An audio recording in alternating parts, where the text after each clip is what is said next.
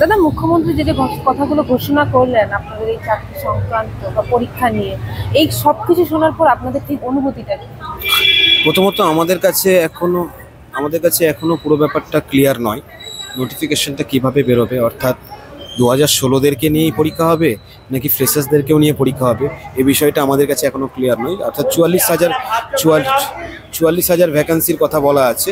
এই 44,000 ভ্যাকান্সিটা কিভাবে আছে, অর্থাৎ 24,000 এবং 20,000, মানে প্রথমত হচ্ছে 24,000 ভ্যাকান্সি 2016-র জন্য ছিল, তাহলে সেই ভ্যাকান্সিটা এবার সেইটা আলাদা করে 2016-র জন্যই পরীক্ষা হবে এবং 20,000টা ফ্রেশার্সদের জন্য হবে, নাকি পুরো 44,000টা একসঙ্গে হবে, এটা আমাদের কাছে ক্লিয়ার নয়। তাই আমরা বুঝতে পারছি না, এই জায়গাগুলো দ্বন্দ্ব আছে। প্লাস এক্সপিরিয়েন্সের একটা কথা বলা হয়েছে, এক্সপেরিয়েন্স সার্টিফিকেট। হ্যাঁ, এই এক্সপিরিয়েন্সটা কিভাবে ওনারা দিচ্ছেন, কাদেরকে দিচ্ছেন, কত দিচ্ছেন, এই জায়গাগুলো আমাদের কাছে ক্লিয়ার নয়।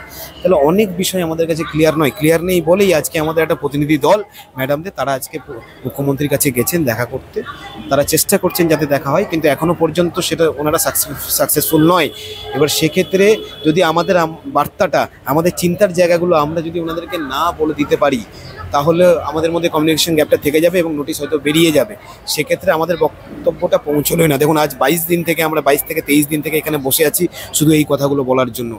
আমাদের কিন্তু প্রথম থেকে নেগলেক্ট করে দেওয়া হলো এবং শেষ মুহূর্তে যখন রাজি হলেন ওরা দেখা করতে আজ 3 দিন আগে, তখনও কিন্তু কোনো মন্ত্রী আমাদের সঙ্গে দেখা করলেন না, সচিবকে আমাদের কাছে পাঠালেন দেখা করার জন্য। এবার আমরা যেগুলো বলতে চাইছিলাম সব বলতে পেরেছি, কিন্তু ব্যাপার হচ্ছে যে ওনারা সব বুঝতে পেরেছেন এবং সব যে ঠিকঠাক পৌঁছে দিতে পেরেছেন সেটা সম্বন্ধে আমরা সন্দিহান। এবং হঠাৎ করে নোটিশের ব্যাপারটা আমরা সেদিন সন্ধ্যাবেলাতেই শুনে আমরা আকাশ থেকেই পড়ি এবং এটাতে সেদিনই একটা ম্যাডাম এখানে অসুস্থ হয়ে পড়েন। মানে এই ব্যাপারটা অনেকের কাছে ধাক্কা লেগেছে এবং এতে অনেকের ক্ষতিও হবে। তো এই বিষয়টা নিয়ে একটা দ্বন্দ্ব আছে। আমরা জানতে চাইছি যে এই বিষয়টা নিয়ে ওনারা কি ভাবছেন, তার একটা স্বচ্ছ ধারণা আমরা পেতে চাইছি, সেটা আমরা এখনো পর্যন্ত পাইনি। আমরা দেখলাম মুখ্যমন্ত্রীকে এই মন্তব্যটি করতে, যে যাদের টাকা ফেরতের কথা বলা হয়েছে, যাদের বাতিল করা হয়েছে, যারা পরীক্ষায় বসতে পারবে না, তারা অন্য দপ্তরেও যোগ দিতে পারে। এই বিষয়টা কিভাবে দেখছেন? দেখুন, এইটা তো আমাদের কাছে খুবই দুঃখজনক, কারণ আমরা যারা যোগ্য শিক্ষক শিক্ষিকা যাদের সঙ্গে বঞ্চনা হলো তাদের ব্যাপারটা আরো বেশি ভালো। আমরা ভেবেছিলাম উনি হয়তো সুপার নিউমেরি পোস্টের কথা বলবেন, যে যোগ্য শিক্ষক শিক্ষিকারা যারা বঞ্চিত হয়েছেন তাদের জন্য আমরা সুপার নিউমেরি পোস্ট ক্রিয়েট করা যায় কিনা বা অন্য কোনো প্রভিশন দেখা যায় কিনা, সেইটা আমরা সেভাবে শুনতে পেলাম না। আমাদেরকে বলা হলো যে আমাদেরকে পরীক্ষায় বসে পাস করে পেতে হবে, কিন্তু অযোগ্যদের ক্ষেত্রে বলা হয়েছে তাদের জন্য অন্য ডিপার্টমেন্টে একটা কিছু ভাবনা চিন্তার বিষয় আছে। আমাদের তাতে কোনো আপত্তি নেই, প্রত্যেকে মানুষ, প্রত্যেকের চাকরি গেছে, অবশ্যই সবার কথা উনি ভাবতেই পারেন, কিন্তু ব্যাপার হচ্ছে যারা যোগ্য শিক্ষক শিক্ষিকা তাদের কথাটা তো আগে ভাববেন।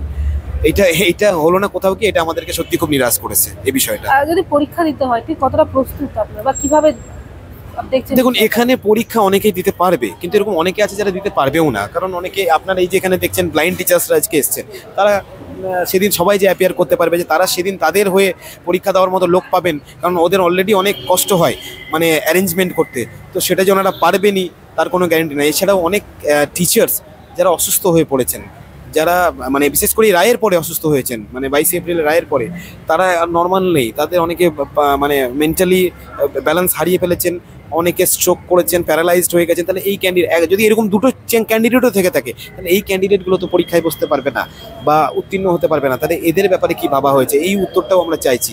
যে যারা কয়েকজন বাদ যাবে, যদি পরীক্ষার মধ্যে দিয়ে যেতে হয়, তাহলে যারা বাদ যাবে তাদের ব্যাপারে সরকার পক্ষ কি ভাবছে, তাদেরটা যেমন অযোগ্যদেরকে নিয়ে ভাবনার কথাটা আমরা ক্লিয়ারলি বুঝতে পারলাম, কিন্তু যারা অনুত্তীর্ণ হবে যোগ্যদের মধ্যে তাদের বিষয়ে কি ভাবা হয়েছে, এটাও আমরা জানতে চাইছি। এই অনেকগুলো বিষয় আছে। এই যে ঘোষণা করলেন মুখ্যমন্ত্রী, তারপর কি আপনার মনে হয় যে এই যে যারা যোগ্যদের বাঁচাতে মুখ্যমন্ত্রী সচেষ্ট?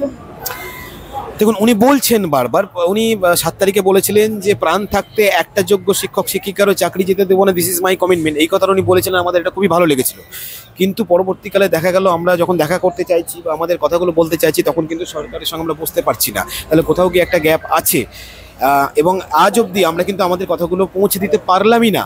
এটা সত্যি আমাদের কাছে খুব একটা মানে দুঃখজনক বিষয়। এবং গতদিন ভেবেছিলাম উনি শুধুমাত্র আমাদের নিয়েই কথা বলবেন, সেটা হয়নি। উনি অযোগ্যদেরকে নিয়েও কথা বলেছেন, ওনাদের জীবন জীবিকার নিয়ে কথা বলেছেন।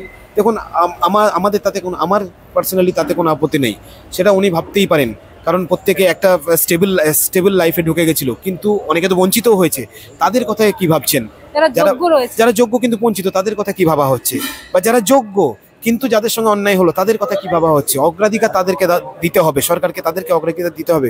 এবং এক্সাম প্রসেসের মধ্যে যদি কেউ অকৃতকার্যকর হয় তাদের ব্যাপারে কি ভাবা হয়েছে, এই জিনিসগুলো আমরা জানতে চাইছি। এই আন্দোলনটা আপনাদের কোন দিকে পরিচালিত হবে? এটা আমরা আলোচনার মধ্যে আছি এখনো, আজকে বিকেলের পরে আমরা কিছু জানাতে পারবো।